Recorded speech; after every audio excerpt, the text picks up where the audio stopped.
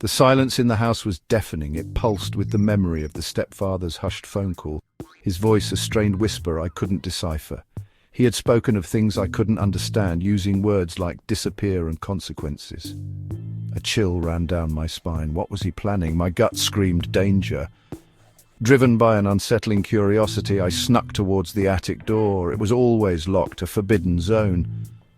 The old wooden steps creaked ominously under my weight. The musty air was thick with secrets. A single bare bulb cast long, eerie shadows. My heart pounded against my ribs as I approached a dusty old chest, the only piece of furniture amidst stacks of forgotten items. Its brass latch was cold under my touch. I lifted it slowly, the hinges groaning in protest. The air inside the chest was stale, heavy with the scent of mothballs and something else, something faintly metallic. My blood ran cold. I sifted through the contents, each item sending a fresh wave of apprehension through me. Old photographs, letters tied with faded ribbon, a tarnished silver locket. Then I found it. A small, leather-bound diary, its pages brittle with age. The name embossed on the front sent a shiver down my spine. It was his name, my stepfather's, but the handwriting inside was elegant and feminine, completely at odds with his gruff demeanor.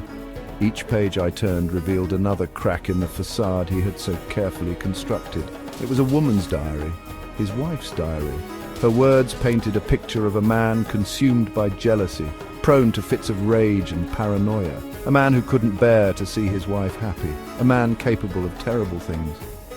The diary ended abruptly, the last entry filled with fear and desperation. She wrote of threats, of feeling unsafe in her own home. And then, nothing. The diary had fallen silent, just like she had. The realization hit me like a physical blow. He had killed her.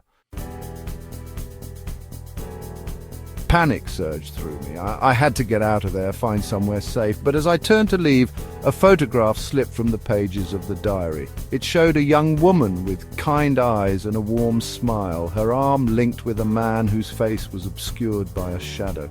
The woman was undoubtedly my stepfather's wife, but who was the man with her?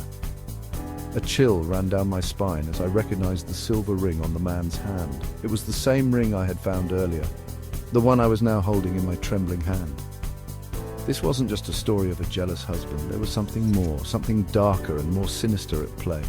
I'd stumbled upon a secret, a truth buried deep within the walls of this house, and someone didn't want me to know.